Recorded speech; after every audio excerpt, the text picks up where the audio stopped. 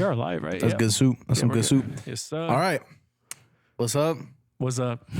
We're back at you with another fire interview. Today, Yes, we're going to be interviewing the one and only artist, engineer, producer, all kinds of things. A poet, a philanthropist. Philanthropist goes hard. I can't lie. I should put that on my resume. You really should. Yeah, put that on my LinkedIn or whatever. He is a philanthropist because he gives me free studio time. Anyways, and a podcast host, the other host of this podcast, Chad, aka Pitch. Yes, sir. Yes, sir. Glad to be here, Hardly ever make it on time, so. Yeah. What? I just got the joke. We're at his house. Yeah. Okay. Anyways. Yeah. So I gotta be honest, dude. Like I'm more nervous, like coming at it from this way for some reason. Like when I was interviewing you, bro. Like I wasn't even stressing. Like it felt like so natural. Yeah, but you also got to prepare questions. Yeah, that's on true. this. You got to prepare questions on this side. Yeah. On that side, you don't know what's coming at you. Yeah, dude. I don't know. But I'm very excited. Did you prepare a segment for this one or just straight? I just got straight questions, dude. Well, we're gonna get deep into the crevices of Pitch and Chad. Okay, bet. Hey yo. All right, so Little wink. we're gonna get straight into it, bro. I just want to get like a little bit of background for the fans, for the people. Mm-hmm. Take us back to what it was like as young Chad, as a kid. Like, did you have a big family? Did you I know a little bit about it, but did you have like brothers, sisters? What was it like growing up? It's crazy. I never even thought to ask you about that, but I should have. Yeah, so I have a brother and a sister, both much older than me. My brother's 9 years older than me. My sister's 12 years older than me. And the baby. Yeah, I'm the baby, bro. So I came along and immediately I was the favorite. So, that. No, he's not just flexing there, Sorry, I'm definitely my mom's favorite. Yeah. Blonde child. That's what she says. My sister does disagree with me on that. I do want to put that out there. My sister disagrees with me on that, but I still think I'm close to, if not everyone's. I know my siblings' favorite. Anyways, it's a goofy thing to joke about anyways, but honestly, it is it's a different perspective, like growing up as like the youngest kid, because like there's you have much more of like a support group than either of your siblings did. So anyways, so I grew up almost as like an only child, because obviously I didn't fully grow up as an only child. My brother and sister were there when I was like super little and stuff like that, but once I got to halfway through middle school, I was the only person in my parents' house. Yeah. So it's kind of weird. It's almost like I got half of the only child experience with none of the negatives.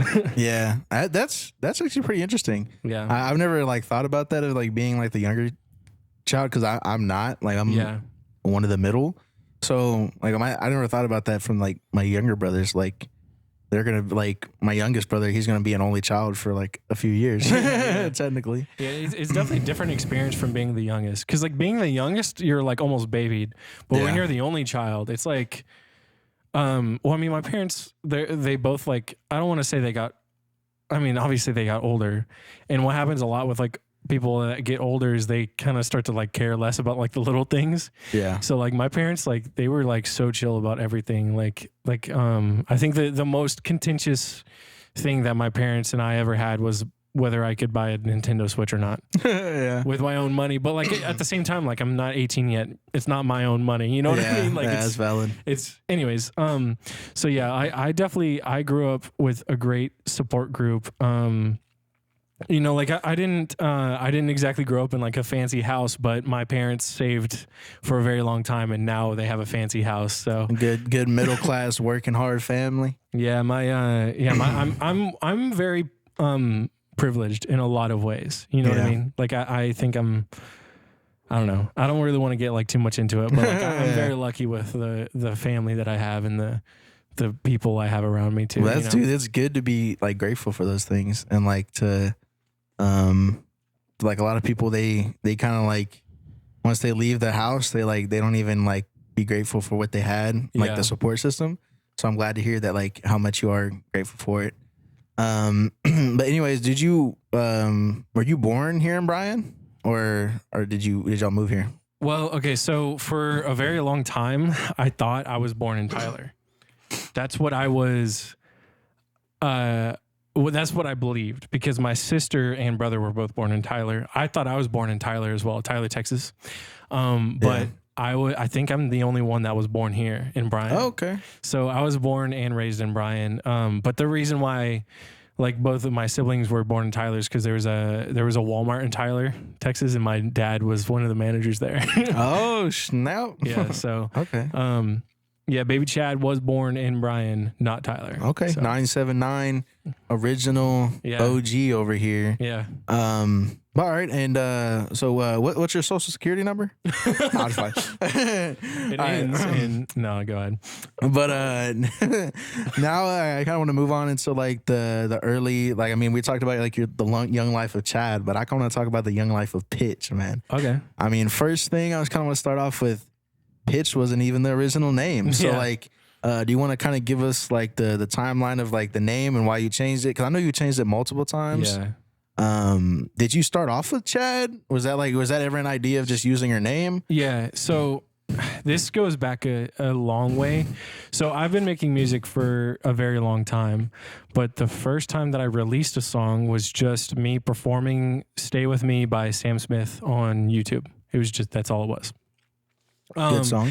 I took it down because it's honestly bad, but it's also because like I was originally going to do Chad Price. That was my original goal. That's what I always wanted to do. I never wanted to change it. I was going to be Chad Price. Yeah, I gotta say it's a good name. It is like it's a good name. Like it has ring to it. Yeah, and like that's exactly what I was thinking too. I was like, this is perfect. Like I got this by birthright. Yeah, you know what I mean. Yeah. But no, so like, but if you look up Chad Price on Spotify, there's already a guy who's got a pretty big audience. Oh, so that's the main reason why I ended up not going that way. Now, here's the thing: if you look at Pitch right now on Spotify, there's also other people that have bigger audiences than me with the name Pitch. Yeah. But when I first decided on Pitch, and this was a very long process. So after I found out about the Chad Price guy, the first thing I did, I was like, all right, well, I asked my friends who knew I made music. Cause at first I was like very like quiet about it. I didn't really share it with a lot of people. I asked a lot of my friends, like, what do you think I should do as like, should I stick with Chad Price or find a different name? Everyone was basically saying, find a different name. Yeah. So I went and put it into a name generator, just like Post Malone. And I put it in there like multiple times over and over and over again. And then eventually one of them was just Pitch. That's all it was. It was just Pitch. And I was like, honestly, that's pretty, like, it's simple. It sounds nice. It's pretty chill. You know what I mean? Yeah. So that's where I started. It was just Pitch, capital P1TCH, just normal. Yeah. I released, I think, probably around like 6 or 7 songs under that name, and made a full album as well. But I'd never released the album. So the reason why I got rid of Pitch was because that's when I first started releasing music. There were a lot of bad songs on there. If I'm being completely real, there were a lot of really bad songs in there. So that's part of it. But the main there was some bangers though. Yeah, there's some that I do kind of wish that I did. Like I think about re-releasing sometimes. I'm not gonna lie. What if we still had State of Mind sitting there, bro? The comparison would be crazy. Yeah, that would be a crazy comparison. I mean, I still have it. I've thought about like we should just like make a playlist of our old songs and put them all on studio time. We've only got like 3. Yeah, we should, dude. It would also be cool to. We could do a whole episode reacting to old songs. Yeah. We can do like a reaction. Because I always said we should do a reaction segment. Yeah. It's just difficult reacting to things because of like claiming, like, you know, you don't want to get copyright claimed and stuff like that. But Well, I mean, with my with the old music, I did produce it all, so we should be good there. That's right. But anyway, so like, you know, it was pitch, and the reason why I changed it wasn't just because they were bad songs, but also because I definitely got botted streams. Yeah. And the thing about that was like, you know, I got hit up by this one guy on Instagram, which should have been an immediate red flag, but like, I'm a new artist, I don't know. Yeah. He hits me up on Instagram and he's asking me, like, he was saying like, do you want to get more streams? And I was like, yeah, but like, I don't want just bots. Like nobody wants just bots. Like, what's the point of the numbers if they don't mean anything? Yeah. So, I asked him about his process. He told me that he had like an email list of people that he sends it to and stuff like that. And I was like, okay, well, it seems like semi legit. So I went for like a low price, paid, and then I got the streams. I could tell I had suspicion up front. I had suspicion because the graph was like, it was like a huge spike and then another huge spike. Yeah. You know what I mean? Like I had suspicion, but like, you know, maybe it's just some downtime, you know? Yeah. I released another song called Space, right? And the song Space, I made a music video for, I promoted, I did everything for that. Like I paid for promotion on everything, things like that. So I went really hard for that song. I thought that was going to be my blow up song. Yeah. And it honestly did kind of work. It kind of worked, but the problem was I wasn't good at mixing yet. Yeah. So my vocals sounded pretty bad on it. So, it did all right. Yeah. But then that guy hit me up again and I was like, sure, I'll do it. And I went for one of the higher stream amounts. I actually think I paid for the highest amount. Yeah. And then this was when I caught on. So about 2 or 3 weeks after I paid for it, I see a thing like on Spotify, you could see like your top, like where people are coming from, right? One of the top things on there was a playlist that was just called Space, and it was the picture of my thing. Oh, tough. I clicked on the playlist. I like went to like Spotify to look at it because you can look at the playlists if they, you know. I looked at it and immediately I was like, yep, I'm being botted because it was literally just my song on there over and over and over again. Yeah. So after I found that out, I confronted the guy. He like, you know, he's a scammer, so he never admitted that it wasn't real. Yeah. But I released another song called Dream. It actually did pretty good. I didn't do any kind of promo for it. I think it got like 12,000 listens, which surprised me. That was a good song. I remember it. And that was the last P1TCH song ever. Yeah. Because Spotify also released a new thing where they were like, yeah, we're taking down profiles of people that have been botted. Yeah. So I was like, all right, I just got to get rid of everything and then just start over. Because, you know, it's got my old songs on there. They're not good. I wanted to get picked up by a label because I was contacting labels at the time. So I was like, all right, let's just scrub, start over. Another thing interesting that happened around that time was like right before that video I posted on Instagram randomly blew up, got 1 million views. And I deleted that as well. Really? Yeah. What video? It was it wasn't even like a song or anything. It was like I forget how the sound goes, but it was like a sound on TikTok. Oh. And I was like my girlfriend when she sees cows and this and that. I don't remember. Anyways, it like, you know, did you get some followers off of that? No, that's the funny thing. I got like 3 followers off of it. That's crazy, bro. Instagram, the conversion for followers is so that's low. why everybody like pays for people to promote them in their comments on videos. Yeah, because dude, Instagram, like, I don't know why it's like so different than TikTok. Because if we get like, I've noticed with the pod, like we upload TikTok.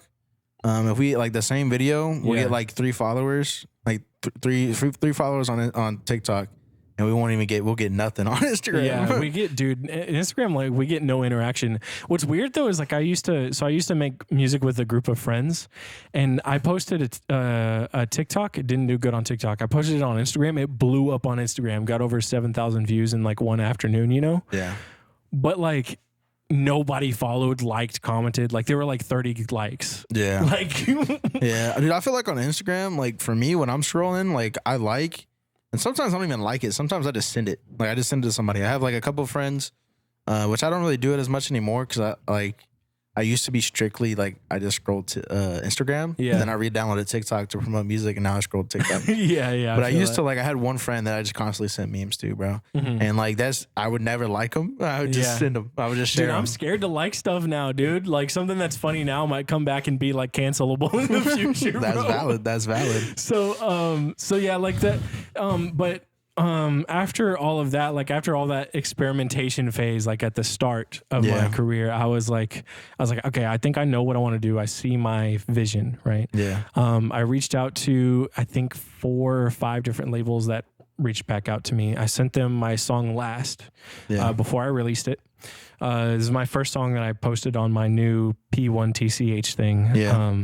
And the part of the reason why I did P1TCH, by the way, just so it's known, is David. He's an indie artist who made kind of similar music to what I was trying to do. Yeah. And his name is D4VD. So I was like, if he's doing it, I could do it probably. Yeah.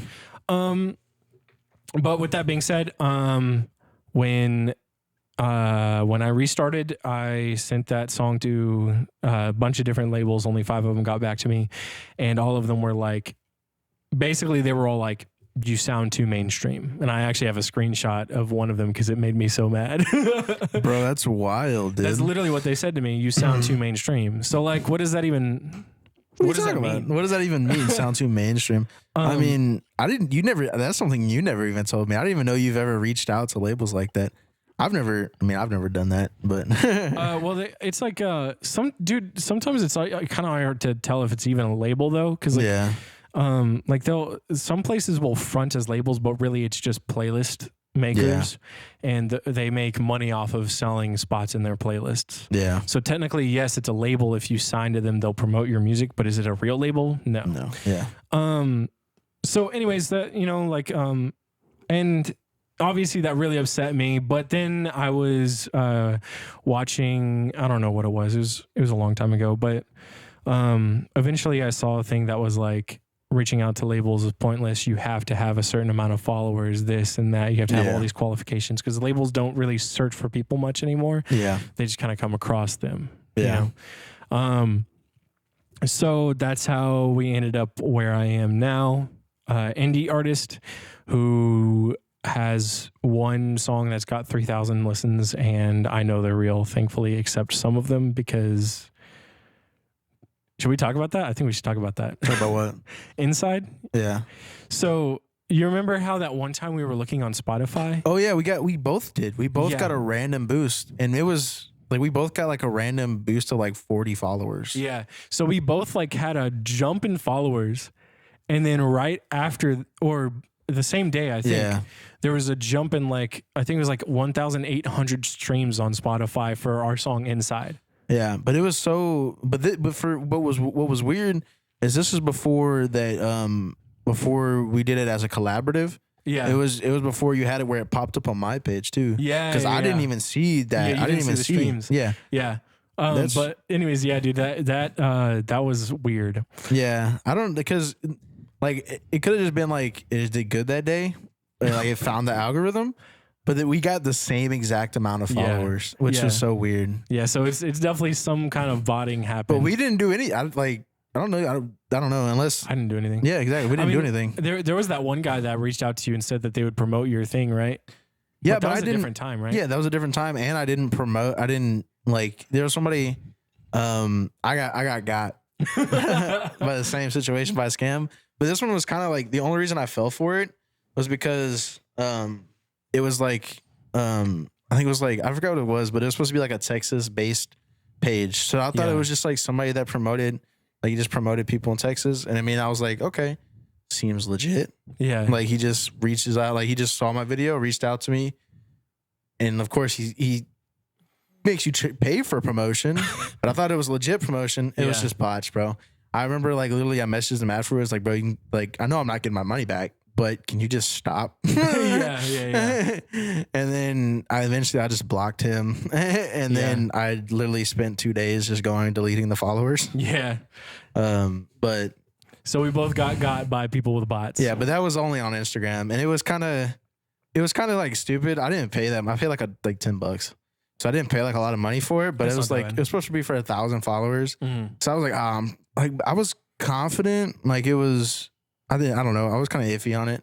But as soon as I found out it was bots, bro, I was like, fucking stupid. I should have known. Yeah, I'll be honest, on those old songs where it was definitely botted, I think I spent around $200, which I mean, like, for the amount of streams I got, that's actually not that bad. But at the same time, they're all bots. Yeah. So yeah. But all right. Well, I guess let's kind of move on. I wanted to ask you for, I mean, a lot of your songs, they're more emotional songs. Yeah. So I wanted to ask you, this was a question that I thought would be very interesting to talk about. What emotion gives you the most inspiration in your music? Drunk. No. Drunk. Like what emotion do you think, like, what are you feeling whenever you're like do you feel the most when you write your music? I think what I feel the most is it's like a mix between anger and sadness at the same time. Because there's a certain feel that you get when you think about like bad things that's happened to you, and sometimes it's a mixture of like anger of like I should have done something better, and sometimes it's anger of they treated me wrong. Yeah, you know. But the sadness always affects me the most. I think because like in my head. Not in my heart, I think is the anger. In my head is the sadness, because it's like a almost like a regret kind of feel. Yeah. In a lot of ways, the reason why I say that as of right now is because the whole song, like the whole EP of Inside, and obviously I don't want to just give away the interpretation to everybody, but the overarching story of it essentially is a falling out I had with a group of people. Yeah. And since then we've made up, and that's part of what Inside is about a little bit. But I don't regret writing the words that I wrote for that album. I do regret the situation. Yeah. You know what I mean? So like it's definitely a mixture. And I think as of late, it's been a lot of the same emotions, but they drive different feelings with the music. Yeah. I don't know if that makes sense. Okay. But yeah, I would definitely say I'm very emotionally charged, not just with my music, but like in like life in general, you know? Yeah. I just hide it. Well, that's every man though. That's what we have to do. Hopefully, you mean like society's moving more towards where men can have emotions. Luckily, we're not. Luckily, we're not in the generation of our parents and the ones like, especially our grandparents. Like they, like as a man, which I would argue, like some would argue that's better. Like, but I would argue it's not. I don't like, there's like a certain like in between way that I feel about that, because like some things you shouldn't share with people, bro. Because some things it's like as a man I feel like you have to be the rock for like a society of society pretty much, because like to females, and I mean like even especially with other men, I think honestly, like I feel like most of the pressure of that comes from other men rather than women. Yeah, it is. I feel like a lot of like women, like they don't really care if you're emotional, but it's like you have to find a balance of like being able to connect with your emotional side, but also being like the rock. Because like as men, in my opinion, we're like the rocks of society. Because women are more emotional. They more act on their emotions. Men are more. They think more logical in a sense, or for the most part. I mean. There's room for both. There's room for both, but there's definitely room for both. Yeah, but it like I agree to a certain extent, because I feel like everyone has their own process of thinking about things, and in some ways they may be tied to their gender, but I think or sex or whatever. But I think most of it is more tied to their environment. Yeah, that's fair. You know, like if someone grows up in a like a helicopter parent household, they're more prone to like. Falter to their emotions rather than someone who grows up with like I forget what it's called, more of like hard parenting. Yeah. I mean, like you're definitely like that's what I like about your music. Like you show your emotion very well, and that's why I really wanted to ask you that question, because a lot of your songs are very very emotional, and very personal, and And I was kind of expecting sadness, but anger I was not expecting. I'm not gonna lie, but it makes sense. A lot of you you have a lot of songs where you get very passionate, so I could see that. I could see that now that you said it.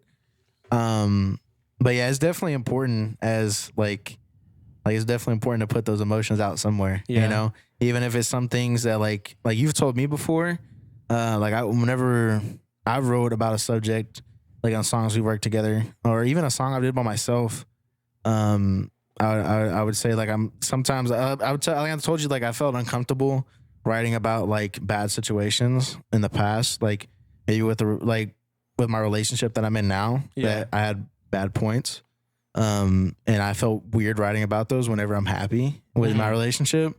And you pretty much told me like, it's okay to write about those past things because like you're too in the moment then to write about it. You know, you have to pretty much relook back on it and write it. Yeah. Unless you're like in that moment, you're like by yourself and you can write about it. But dang, I said that. That's wise, bro. Put that in a Bible or something. He said put that in my memoir. Yeah, put that on my gravestone, I guess. You know. Yeah, but like no, that's what I really like about a lot of your music is like I feel some of it too because. And I know people that listen to it connect to it, and I feel like that's why Inside has performed how it has, because it's like I know the meaning for that song, you know, like, and I feel like with society, like everybody could feel that song, so it's like your music's really easy to connect to, because you're so honest and personal with it. Yeah. Well, I try not to, there's two different like bars that I set for myself with different pieces of work. So like some of it is like honest, like Inside, all of Inside is like pure honesty, right? Yeah. It's the truth of what happened. But then there's something like Catching Up, and Catching Up to me is it's like a different level of emotion that I feel with that entire album. Yeah. And I feel like with that album, like, I think it was for both of us, it was mostly our emotions towards our music in a sense. Because a lot of it was like catching up. It was like we're on our come up, and like I feel like minimum and maximum wage. That's what that was about. Maximum wage. That's what it was about, getting to our maximum wage. Mm-hmm. It's me that one was kind of like, you know, like a deconstruction of it all. Yeah. Like a deconstruction of it all. And I think whenever I wrote that one, it was about, you know, a bunch of different things, but I think like the whole album, it was mostly like kind of our emotions towards our music and what was going on in our lives. Yeah. It was supposed to be like us catching up. Yeah. So I mean, but like you I think you definitely do a better job at connecting with your emotions with your music than I think I do, and you kind of push me. Your verse on It's Me is like crazy, though, dude. But I have my moments, man. But I feel like you do a good job at connecting to it. Like I don't know, you like, whenever, like, even if we're just like sitting together and writing, like with Catching Up and like some of the songs when we worked together on it, like you were so easy to like access those emotions. Like for me, I had to be there in that moment. Yeah. And I can write like that. No, I definitely get that. I think that's not a bad thing though. Like, it's a good thing to be in, like, a good headspace. You know what I mean? Yeah, it's a good thing to be in a good headspace. Chad's like, you don't want to be like me. Trust, not just fine. Well, like, I definitely have a tendency to overthink, like, everything. Yeah. And I'm trying to, like, work on that, like, a lot right now. I mean, it's kind of like what your brother told us in there, and, like, call back to his episode. Like, he was even telling us, like, just to let things be okay. Yeah, for sure. But if we want to move on, I kind of want to talk to you about your creative process. So really, if you want to just kind of walk us through the process, like where do you start when it comes to like writing and stuff like that? So it kind of goes back to like what I was saying about Catching Up and Inside. Yeah. It's different for every project, but what I love about making music is that it's different for every project. Yeah. So one of the things that I'm working on right now, which I'm working on 3 different projects at once, but and I mentioned 2 of them before, but this third one I've tacked on because why not, I guess. Yeah. So one thing is sometimes it's just about accessibility. What's easiest for me in that moment. But what I've learned that brings me the most joy when I'm making, excuse me. Oh my goodness, I'm getting it again. I think it's the seat, bro. The seat is cursed. Yeah, I was getting it over there too. Yeah. So one of the things that I feel like most fulfilled by when I'm making music is building something from the ground up. And being able to look back at it and be like, that's all mine. I did everything on that. Yeah. So there's I'm working on like a mini album about the same length as the one that you and I did, where I'm doing exactly that. Yeah. But the thing is, I'm not paid to make music, so I don't have the time to like make like a full length album that I've completely produced by myself. Yeah. So to me, it's like a side project in a way. It's like, it's not the main focus for me, but to me, it brings me fulfillment. So I put it in like my list of things that I want to do. Yeah. But one of the main things I'm working on right now is there's an album I'm working on right now that I'm not going to make any promises on because I feel like this one's going to take me a while. Yeah. It's going to change my sound entirely. It's going to change the way that I, present myself entirely. Yeah. It's going to change a lot of things because I think that it's something special, but it's easier for me to pay for the beats for it rather than try and produce that one as well, you know? Yeah. And then like, I'm fine with making a in-between project like Inside, where some of it I made entirely by myself. Some of it was produced by other people, you know? So it's and a lot of the songs had both, actually, where I produced some of it and someone else produced a lot of it. That's usually how it went. Yeah. So the creative process is what inspires me because it's so much fun to do. With that being said, what is the creative process? I don't know, bro. Yeah. Like it's so different for everyone and everything. But like to me, what works on one day, and the reason why I say this is because like, you know, what you asked me is like where I start and you know what I mean? Like things like that. It's so random in a way. Yeah. Like it just comes together. Yeah, it just happens. Like, and if I don't like it, I scrap it, start over sometimes. Or I just scrap it and never even think about it again. I've probably got like 30 plus songs that are fully finished and I'm never going to go back and touch. Yeah. I showed you that album. Yeah, you did show me an album that you like, dude, I can't believe, dude. I already talked about this on the pod, but like literally he was just like going through his files. He's like, oh, what's this file? Oh, that's just an album that I decided not to release. Like, bro, come on. What? That's crazy. Yeah. But I think our experience with catching up kind of shows how random it is because there was no seam of order or anything like that with that. It was kind of like, okay, we're recording this, and this piece to these different songs. See you tomorrow. And then you're like, see you tomorrow. And then you're like, okay, Jacob, what do you got? What do you got on this? I recorded this, and this. Yeah. What do you got for these songs? You know, and it was no order for it.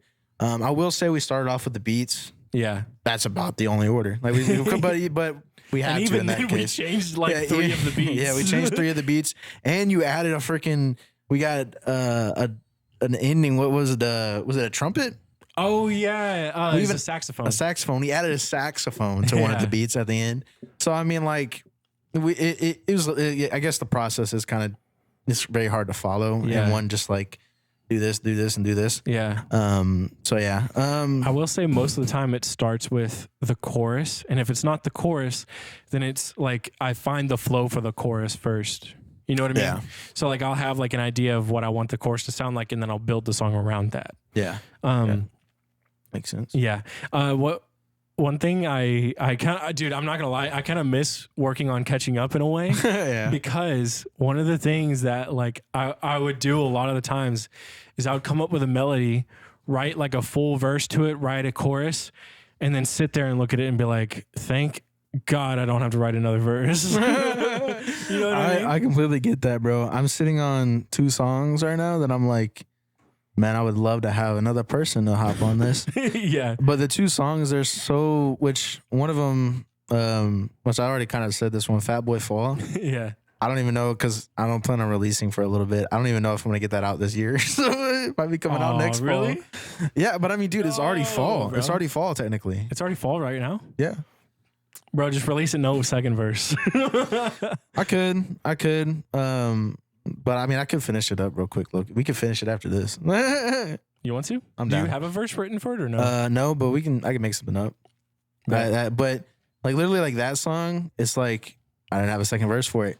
And then there's another song that that I haven't recorded anything on it, but I don't have a second verse for it either. Yeah. But they're both weird songs, so it's hard for me to find like somebody that will do like I know you would do it. Yeah. But it's like we just released a full album. Yeah. And then also like I don't know, I just need to just write a second verse, but it's so difficult. I would agree with you though. No, dude, I feel that on the like just like I need to finish it. You know what I mean? Yeah. Like, and there was what was so nice about like the catching up with both of us working together on it is that it was so collaborative because like we literally like we did it all together. It wasn't like I was recording here and you're recording there. It was like we were all together the whole time. It was like if I was trying something out and it just wasn't working, you're like, I can do that part. Or if you were trying something out, it wasn't working, I could do that part. Or we could Daniel could do that part. Yeah, or Daniel could do that part. Or we could rewrite it or something like that. Yeah. Dude, I loved writing some of this stuff together. That was pretty fun. Yeah, because like it felt like natural in a way. Yeah, we really like we worked really good together. Like the chorus for "It's Me," we wrote that together. Yeah, because like most of it we wrote separately. Mm-hmm. But the chorus for "It's Me," I remember I did the verse. And then we sat there and wrote a chorus. Yeah. And Dude, the chorus came out so good on that song, dude. Dude. It did. Because we put our two great minds together. Yeah.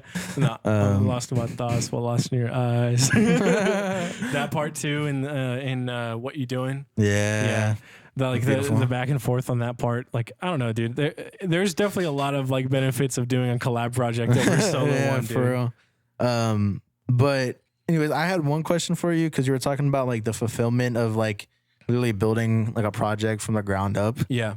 I want to ask you because I think it'd be an interesting question because you're not just an artist. I mean, you're my engineer for like pretty much like I haven't really worked with anybody else. Yeah. As like an engineer, I haven't recorded anywhere else. So I mean, you're an engineer too. Do you get? I mean, of course, it's not the same fulfillment, but do you get a lot of fulfillment like from watching like you're like, dude, I did that with me. Like whenever you record me and make it sound like at the end we got like a banger, do you get a lot of fulfillment from that too? Yo, yeah, dude. There's been times like most of the time when like you release a song, I'm sending it to everyone. Cause like to me, it's not just hype that like first off, that's my friend that just released a song. Yeah. Second, that's my friend that released a song that sounds good. Third, I made it sound good in some ways. Yeah. I mean, like, like you're a major part of my music in a sense. Cause I mean, I could try to do it myself, but it wouldn't sound as good. Yeah, it definitely, it's a long like learning curve. Yeah. But the question is a little bit complicated in some ways because like getting to the place that I am now where like I'm constantly improving. Like, dude, for a while there while we were working on like not just catching up, like before that as well. Like you would come in and record something, I'll be like, bro, I found this new plugin and I'll explain to you what it does because like part of it is like finding new ways to simplify things that I'm already doing. But also like some of it is like just like there's simple things like if you go back and listen to 21 Savage's old songs, and compared to his new ones, there's not just an improvement, but also there's a simplification. Yeah, and I don't mean that in like it sounds like it's easier to record or something like that. Yeah, I mean that you can hear like he's putting less processing on his vocals over time. Yeah, he might not be doing it. He might have an engineer. I'm not really sure. I would assume he does. But either way, like over time, he processes vocals less and less and less. Yeah. But it sounds better. Yeah.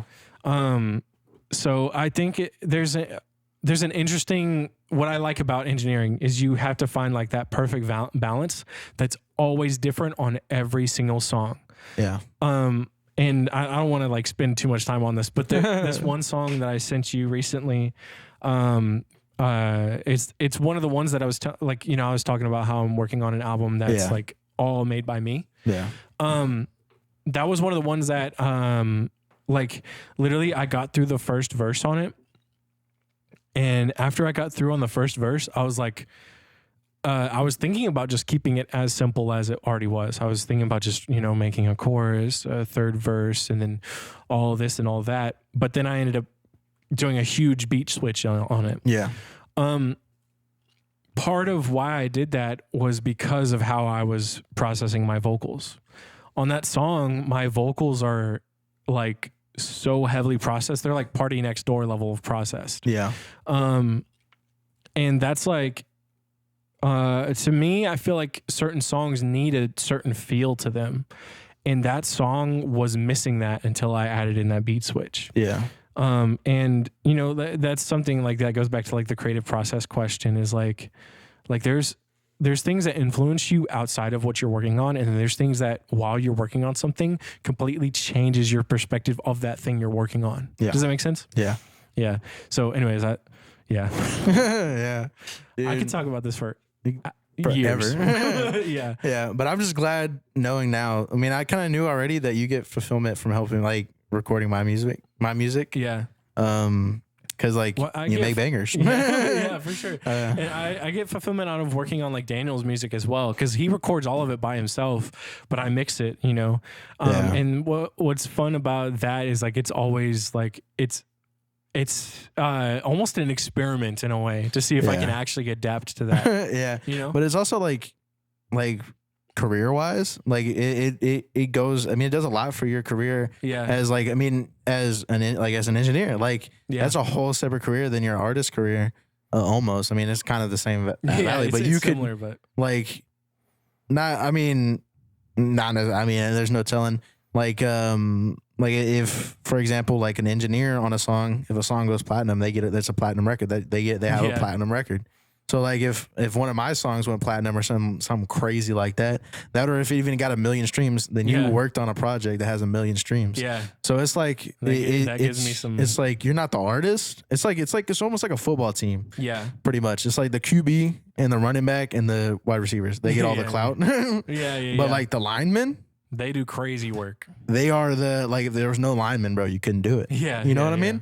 They don't get that much credit. They're not in the papers. They're not in the front headlines. Yeah, that's true. Then they do sometimes. Yeah. But the offensive linemen, bro, you're not seeing them on the front line of the news, man. It's the quarterbacks and the running backs, people that are scoring. Yeah. But the engineers, the producers too, I mean, they don't I think the artists, unless you're like in the music industry and like you're a real like music or you're a real music fan, like they don't get appreciated as much. Yeah. But there are always exceptions to the rule though. Yeah, that's true. Like DJ Mustard, even though he's kind of and what's the dude's name that Metro Boomin? Metro Boomin. The weird looking guy, a white dude. Dwight. Remember Justin Bieber and I know who you're talking about. I cannot think of his name. We literally were talking about him the other day. I don't know, bro. I can't think of his name at all. Everybody's gonna know who we're talking about. Yeah. He's dating Selena Gomez. Oh, Benny Blanco. Yeah. I don't know how you saying Selena Gomez gave me the the name, but it did. But all right. So I have another question for you. Just kind of moving forward. Kind of like moving to the future now. Okay. If you're like, what are your opinion on staying independent, or would you want to be signed to a label? Because I know you mentioned earlier that you reached out to labels, but you kind of said that they might not necessarily technically labels, but would you, if you got reached out by a label like tomorrow or something like that, would you sign? I mean, of course it depends on the deal, but would you give a good consideration, or would you just be like, I'm staying independent? Well, okay, so we're going off the assumption that it's a good deal. Yeah, it's a good deal. Like you're getting offered a good deal. It's not like a 10-album deal where you're stuck in there for life and then get beat by the person I signed it to, and that's crazy. That's gonna be a great clip. You're gonna say that, and we're just gonna put Diddy's face on it. That's all we need for the clip. But I think as of right now, I would definitely sign it. I think right now I would do nearly anything to get out of my job so I could work or so I could do music full time. That's my goal. That's my absolute like as soon as I get that, then I can pursue other things that I have in mind. Gotcha. Like finishing those albums and like there's so many benefits that come out of it that isn't just I can work on music all day. It's also I can get out of this apartment, which is nice, but I'm getting screwed over right now. Yeah. And like there's things that you don't really think about when you hear like getting signed to a label. Like I still have to promote myself. I still have to work with my team to, make more money and but I'll be honest, I feel like I have the sauce more than most artists. And I think that you have the sauce. I think Daniel definitely has the sauce. I think Daniel probably will blow up pretty quick if he started promoting his stuff, honestly. Yeah. He's definitely a saucy nug. Yeah, he's very, very saucy, bro. Like he's like when you the nugget like falls out of your hand. You know what I mean? Yeah, dude. His lyrics and flow is absolutely insane. I can't wait till we get him on the pod. Yeah. Yeah. He's honestly he's an insane artist. Yeah. So with that being said, like I would as of right now, I would sign very easily. I wouldn't really think too much about it, to be honest. Gotcha. I would obviously talk to my dad, get a lawyer, let them read through contracts. My dad writes contracts as his job. Yeah. So anyways, that's where I'm at. That's where you're at. You're signing. He's getting them checks. Yeah. I mean, I know you would, right? Yeah. No doubt. Same reason, honestly. I mean, like, just so I can cut from doing this part-time to full-time. Yeah. Which, I mean, I feel like I'm somewhat doing it full-time in a way already, but for sure, bro. But so I mean, like you kind of already said, like if you didn't have your full-time job, that you would be doing a lot more. Do you think that applies a lot of stress to you with having to do both? Do you think if you didn't have the full-time job that you would use that, like would you put more into music, or would you be like, would you pretty much take all that time that you were working and put that towards your music? Or that's a complicated question, because yes and also no. Yeah. So like I wouldn't do like I wouldn't go out to parties and blow all my money that I just made. You know what I mean? I wouldn't do something like that. But I certainly wouldn't spend nearly as much time on my music as I do at work. And the reason why I say that is because working 40 hours on music makes you resent music.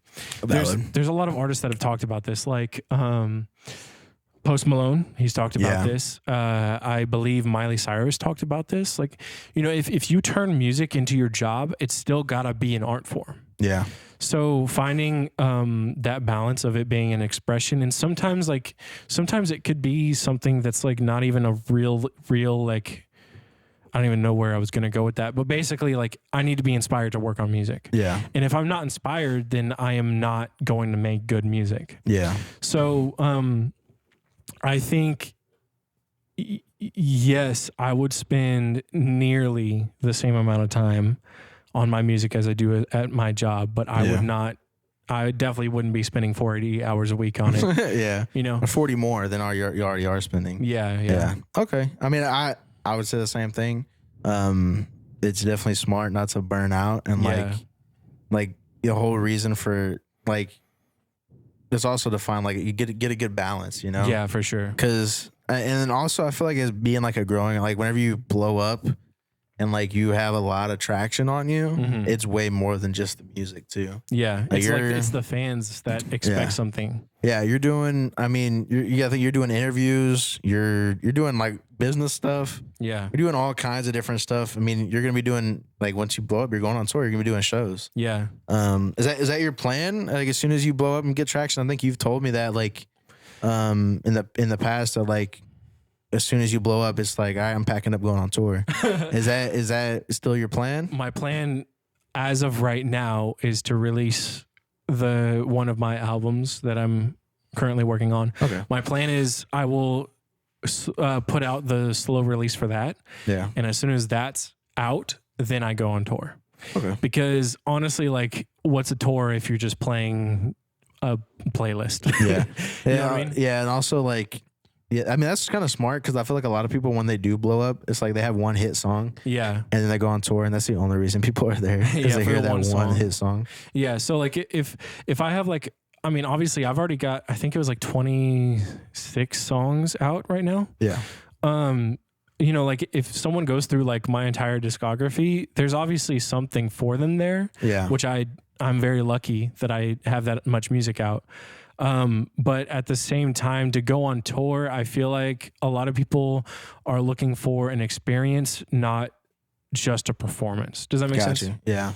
So, that's why I would wait on the album. And I mean, who knows, maybe I'll find new ways to promote it and things like that by then. Yeah. But I think that there's probably like a 0% chance this album doesn't go well for me. I'll be honest. Yeah. Is this the one that you're planning on doing like the video series for? I don't want to like expose it too much. I'm just asking. No, this is the one after. Okay. Gotcha. Copy that. Yeah. So being hella cryptic over here. Yeah, I really don't want to say too much about it, but I think people would be surprised at how, I don't know. I think people will be surprised by the album in a good way. Is all I'm gonna say for now. Yeah, I'm excited for it, bro. I mean, like, dude, I'm excited for all the projects you're working on. As a fan and also as like a homie, bro, I'm excited. Yeah. But I will say that working on albums is such a commitment, and I've learned that from our last one. Like from working on Catching Up. Why is it that you're moving forward with working on more doing another album instead of releasing singles like most independent artists are really doing?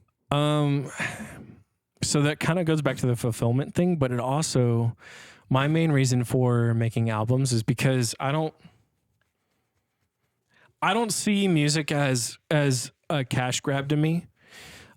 Not that that's a bad thing. I think there's a space for that. I think if there's no passion to it, then you kind of lose it. Yeah. And something about making an album, the way you build like a world with your music, that's appealing to me. Yeah. Now with me working on multiple albums, the first one, the video series one that we were talking about, is I'm going to release a lot of singles from it. Yeah. So to answer your question, I am technically going to be I singles right afterwards. Yeah. But it's part of a bigger project at the same time. Okay. So, I think there's kind of like, I feel the need to work on it, even though I know it's not a smart business decision at the moment. You know what I mean? Yeah. So yeah, that's where it's I've always been curious to ask you that question because, I mean, that's kind of why, like, I wanted to vote to doing an album too, but it's for like finding my hit and like something that's gonna like putting all the effort into an album, and then if none of them pop off, it's like if I just, instead of waiting 6 months like or however long to do an album, if I'm like for that whole time I'm just releasing like every 2 weeks like I plan on doing, I could like it's just more of a chance for me to find what's gonna hit. And like nowadays it's like that's what you got to rely on. So I mean, I'll be completely real. Part of why I'm so committed to making these albums is because I kind of expect either you or Daniel to blow up before I do. Because like that's valid. Like, I mean, I don't know, it's just like, if one of us goes up, all of us go up together. And that's what I think is so great about like the music we've released together. Yeah. I think, dude, it's awesome. Like it's like almost like an ecosystem. And I've learned to like, in doing my research into like music promotion, like one of the biggest things is collaborating because if you connect your name to their name, then you're going to pop up with their fans. Yeah. So, I mean, even if like somebody becomes a fan of me and they just listen to one of my singles, and they like, maybe they just like it or whatever. Yeah. Whenever they go, like, I mean, even if they don't listen to like our album or whatever, whenever they go to play, like, cause now Spotify, they have like it's like where you do like your like songs and you do like, I forgot what it's called, but you can pick where it'll just play random recommended songs. Like Shuffle Plus. Yeah. Shuffle Plus or something like that. So then like one of your songs could pop up in there. That's what it is. Like one of your songs could pop up in there, or one of our songs together could pop up in there. just because our names are together. Same with like Valex.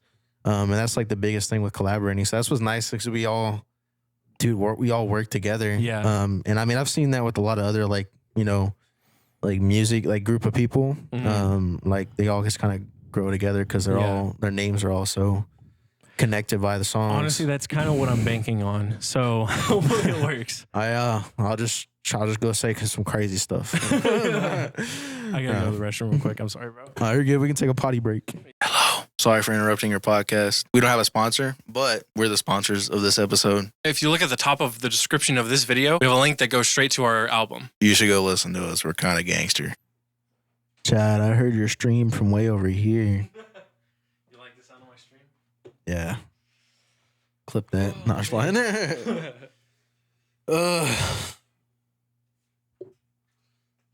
was a good break, honestly. And, you know, we can start from the top now. I can get you a new question. All right, so I got some more fire questions coming your way, sir. So I want to talk about kind of how you plan on connecting with fans. Because, I mean, you have a little bit of a fan base. It might be more local than anything else. Now the burps are hitting me. But you have a little bit of a fan base. How do you plan on connecting with more fans and getting people to hear the projects that you're working on now, and the stuff you already have out? So connecting with fans is so confusing, to be honest. Yeah, I know the pod is kind of like a big part for both of us when it comes to connecting. But is there any other things you plan on doing in the future? Well, this is definitely the main one. That was weird. Did you hear that? Was that me or you? I think that was me. Yeah, I heard it.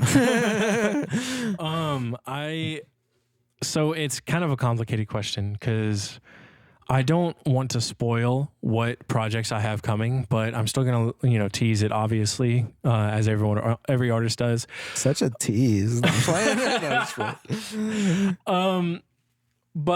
I'm not afraid of DMs. You know what I mean? Yeah. Like I check them pretty frequently.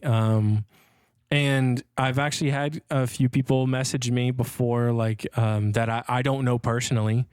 They've messaged me. I respond to them saying, hey, thanks for listening, things like that. And it's honestly, it's almost like,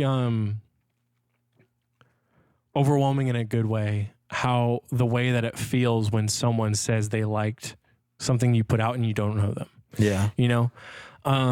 And I really, really appreciate getting that kind of feedback. There's this one person that, like, they posted me on their story, and they messaged me. And like I when our album was about to come out, I sent our first single out to, I think it was 4 people total before that, because they wanted to hear it, and there were people I didn't know. It's not like my friends did ask, but it was people I don't know. And, it's starting to build like a little bit of a fan base. And, like, I think it is important to leave that door open to like go through DMs, and, maybe even if I don't respond to like the funny ones that make me laugh, you know what I mean? Yeah. I do think, I'm never going to not look at my DMs. You know what I mean? You be very, very, very always communicating with the fans. Yeah, and I've thought about setting up a Discord. Like I actually have one set up that my friends and I play games in. I was almost bad. I was violent, Chad. No, I was playing. But something about Discord grosses me out in a way as like a fan connection thing, because like. It's kind of like a dungeon of the basement of your mother's house type vibe. I mean, it's kind of a Discord stereotype, but it is a stereotype. But like at the same time, like the last thing I want is to be connected to some kind of community that does some weird stuff. Yeah. But Instagram, they have like a new thing. It's like a public chat type thing set up. Yeah. The announcements or whatever. I think so, because I've been invited by multiple artists when I follow them. Yeah. I get invited to it, so that might be something. I didn't know if that's like, is it like a chat room, or is it just only like the I think only the artist can message in it. It's like announcements and stuff. Yeah. But yeah, that one. Well, you can like you can like react to it. Like you know, leave like reaction emojis. I've definitely thought about that. But I think if I do it right now, it's too early. Gotcha. If I do it I'll do it when I hit 1,000 followers. Gotcha. You know what I mean? Yeah. All right. So, I also wanted to ask kind of about like the promotion of your music. How are you kind of planning on doing that forward? Because I know we've both expressed like doing the videos aren't the most fun thing. Yeah. And I mean, I'm definitely gonna do them because that's kind of like what you have to do nowadays. Yeah. But is that something you're gonna continue to do and pour more effort in, or are you just gonna like kind of like not do as much effort then just let the music speak for itself? I'm torn about it right now. I haven't decided. I definitely still want to release videos because it obviously works. I'll be honest, I am in the works of setting up to make a music video right now. Ooh. And you know, that's one of the things that we were talking about earlier is like how you can clip it and this and that. Yeah. And I plan on using that as a big promotional moment. But I don't know. It's so hard because like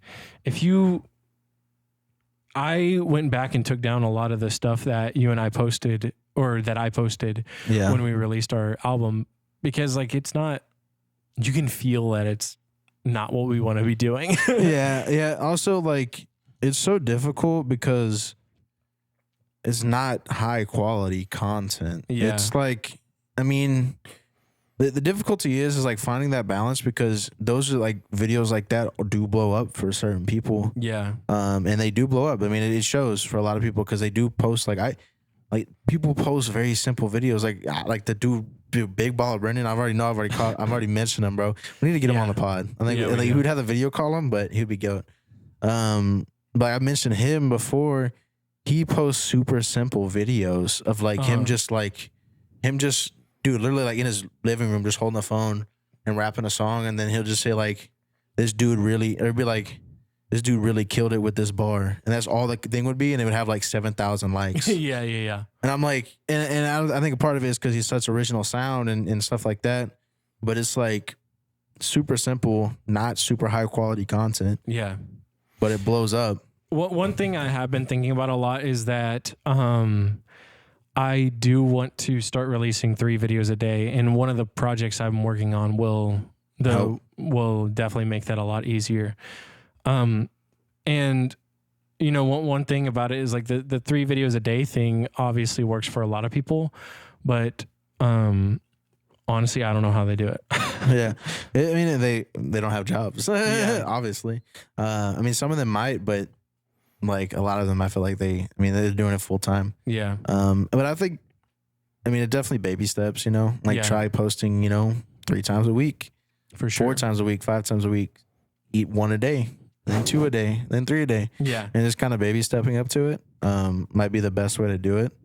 But it's so difficult to create like quality content with it because it's, like, I agree with you. Like the videos we posted, like you could tell, like we didn't really want to do them, and they're not like, they weren't bad, but they're not like they were shot with an iPhone, which is good enough. Yeah. But they're nothing crazy. I mean, some of mine were like I did a little bit of editing to them, and they didn't come out too bad, but they're not like super crazy, you know. Yeah. So it's. There's definitely like certain strategies I'm still thinking about doing for catching up. Like I'm not done promoting for catching up, I think. Yeah. But I think both of our chances of blowing up are higher if we promote our own like solo ventures. You know what I mean? Yeah. Probably, but it's so weird. I think we both feel the same way about like the video promoting. We just don't want to do it, but we have to. Yeah. And it's so difficult putting out the lower quality content because it just feels cringe. Yeah. Well, it doesn't just feel cringe. It feels like wrong. Yeah. Because it's like business, like it makes sense because it's one way to blow up. It's the best way to blow up nowadays. Yeah. But it's not the only way. I mean, if you look at people like, because I see a lot of big people, like, they're not doing that. The only people that are doing that are like, there's certain artists that are blowing up from that. Yeah. But they're not, like, that's not what they're doing to blow up. Yeah.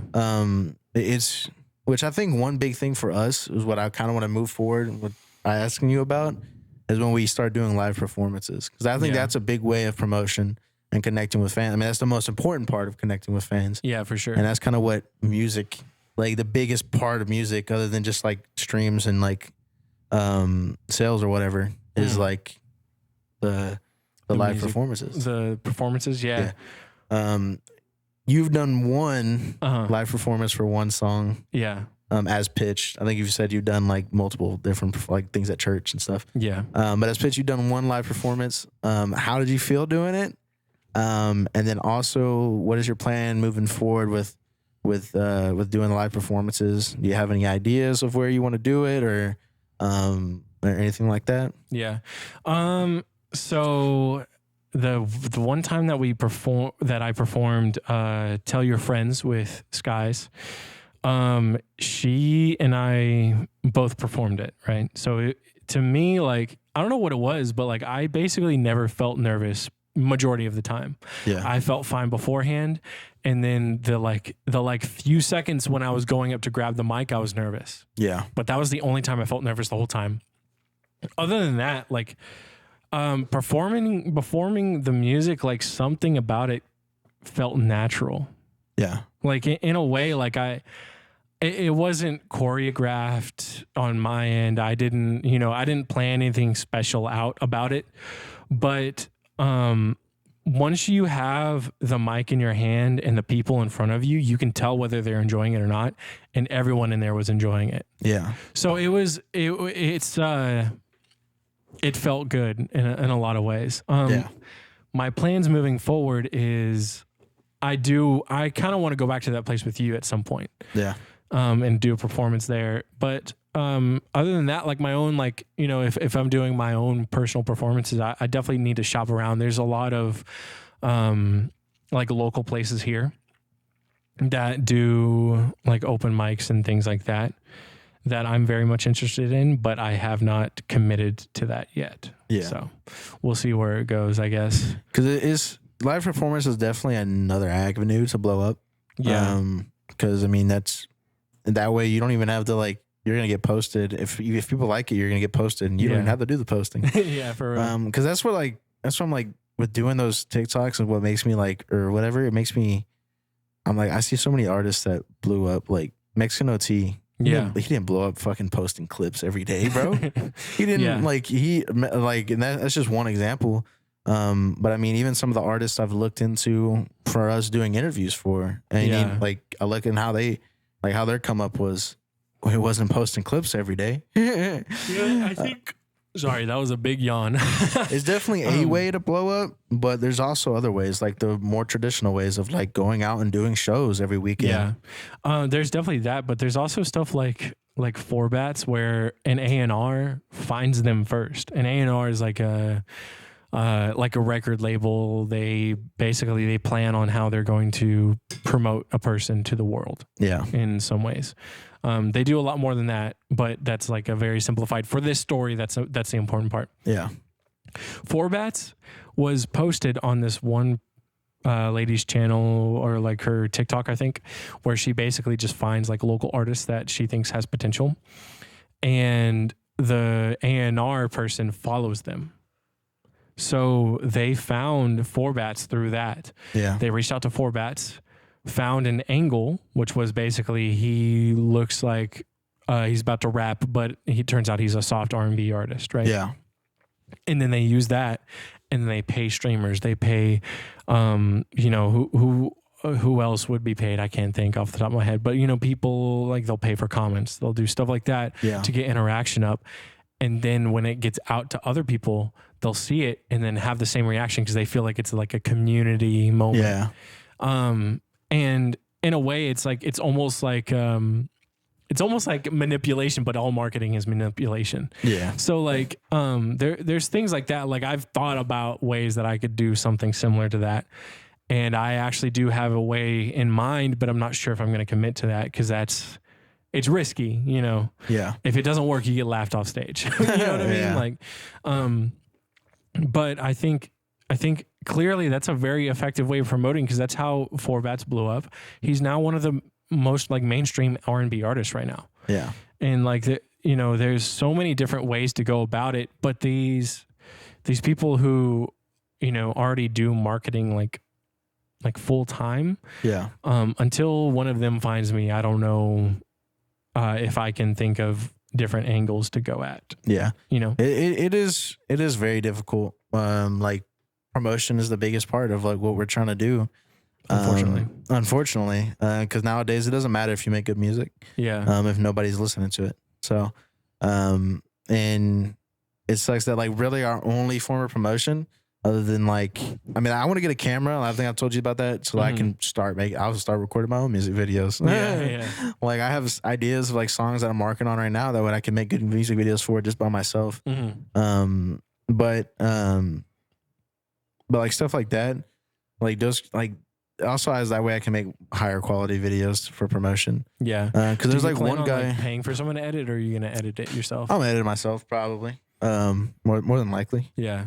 I think if I did it, I'd pay for someone to do it because like there's like a certain like they do like these transitions that like I don't know if I could do, you know? Yeah. I've tried, dude. I think before I really got in, like I guess before what you're trying to do, and like I really started focusing and locking in on music, I think I explored the idea of like making music videos and doing that for like a living because I always liked video and it's music. It's all together. But anyways, collaboration. Yeah. But since you kicked your cousin's nuts. Yes. Yeah. For never real. left. Never left. But I wanted to like so for the live performances, I know like I mean this is like looking way into the future. A lot of other like there's a lot of different type of shows that people do. Do you want your show to be more focused on the music or like you said earlier the experience of it? Like do you want like super extravagant ideas and like I'm trying to think of the person's name, but like super crazy theatrical shows or just like you on the stage with like, you know, the background stuff, like, you know, like what flames or whatever or smoke or cool lighting stuff, or do you want like a very theatrical storytelling show or how do you think you're gonna? I think both. So I think I want to do both, and the reason why I say that is because like I can do the theatrical ones as like a tour, and then do like more of just a loose like playing my old songs, playing my new songs, and just playing what's most popular at the time out of my discography shows. You know what I mean? Like a completely two separate tours. But I think obviously the one that's like more like story and about the album I just released will be more important to me, but the second one will probably be more important to the fans. Yeah. And you know, like it's okay to do both. So I think it would be worth it doing both for me at least. I could definitely see you doing some crazy stuff in the future, Charlie. I'm gonna lie, I can see some crazy stuff coming from your brain because I can see you throwing together some crazy stuff. Like one of the songs on the album I'm working on, bro, I already know exactly how I want it performed and stuff like that. So like that one, I definitely know I want to do like a theatrical kind of feel to it, you know. And I think that one's gonna like I think it's gonna be like how Tyler the Creator was talking about in one interview he did, where it's like this song wasn't very big when he first released the album. Like this one song. Yeah. But then every time that it came to that part of the show, he told the crowd, "This is my favorite part." And then after that, his streams like blew up on that song. Yeah. I think that's what will happen with this one song that I got. Because I think, I don't know. I don't want to spoil too much, but I've got a plan. That's He's got a plan, master plan over here. Yeah. But heck yeah, dude. So, just kind of looking ahead. What is the game plan for Pitch? Like, what's the move? I know you kind of went into it. You're working on these albums, but I mean, where are you going from here? Just working on those, and like, you gonna be posting anything during that time, or what's gonna be going on? I mean, I know we're working on the pod, and and stuff like that. But other than that, what you got going on? Just singles in the pod. I'll be honest. Look, here's the closest thing I'll get to a spoiler. I'm gonna release 31 singles before I release an album. Fire. So be looking out for that. But bro's doubling his discography. easy mode. Easy mode, bro. And I'm barely 1/3 of the way through, but I know it's gonna happen. I think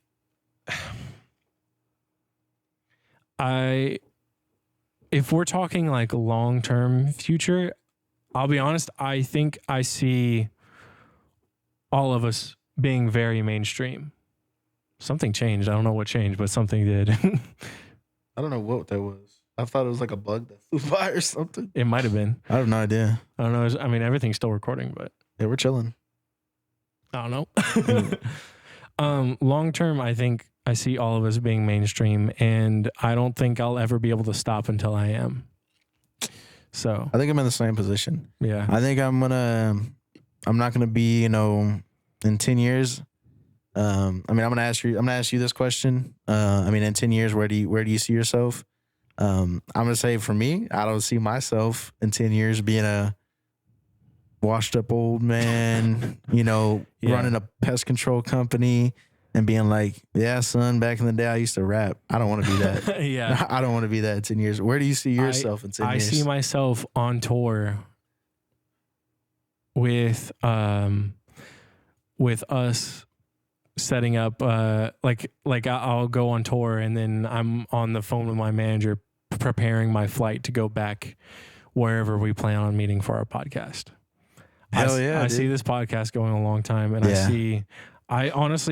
I genuinely do see a very big future for both of us, and I think it's pretty apparent with the way that we ended Nervous as well. Yeah. Yeah. I mean, I see, dude, I do see, dude, like we definitely have big things coming. Another thing I kind of wanted to ask you, just made me think of that. For myself, I always constantly vision the future of like where we could be at, especially with like, as soon as we started this podcast, I didn't see what we were going to be doing the next week. Mm-hmm. I saw what we were going to be doing in 5 years. I saw where we're going to be at, interviewing like big names, bro. Yeah. But, is that kind of how you view things too with your music and everything that we're doing? Are you kind of like in the, like doing things and you're just seeing the end of it? Is that what you're looking at? Or I see both where I want to be and where my end goal is. Yeah. But I used to be terrified of thinking of the future because when we were in school, they constantly talked about like what college you're going to go to. Yeah. Like what path you were going to go down. Like it was like a very big like thing at collegiate. And I used to be terrified of it. But since I started making music, since I started P1TCH Pitch. Yeah. I don't think my vision of the future has changed. And I think this podcast has even solidified that future in my mind more. Yeah. So I see the end goal, but I do think more of next step towards that end goal. Yeah. Gotcha.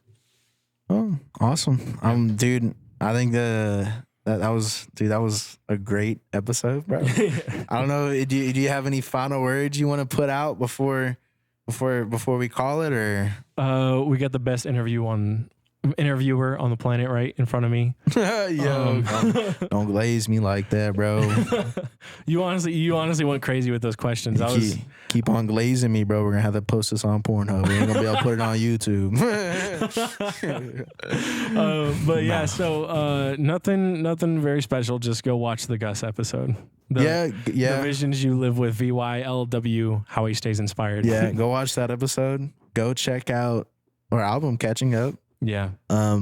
Go follow. What's your Instagram? Let P1TCH cook.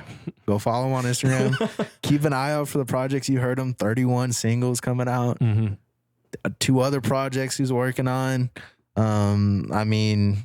Bro's he's putting in the work. Y'all are gonna see it in the future. So just keep an eye out for it. Y'all finna be seeing us everywhere. Trust. Yeah. Facts. Thanks. Right.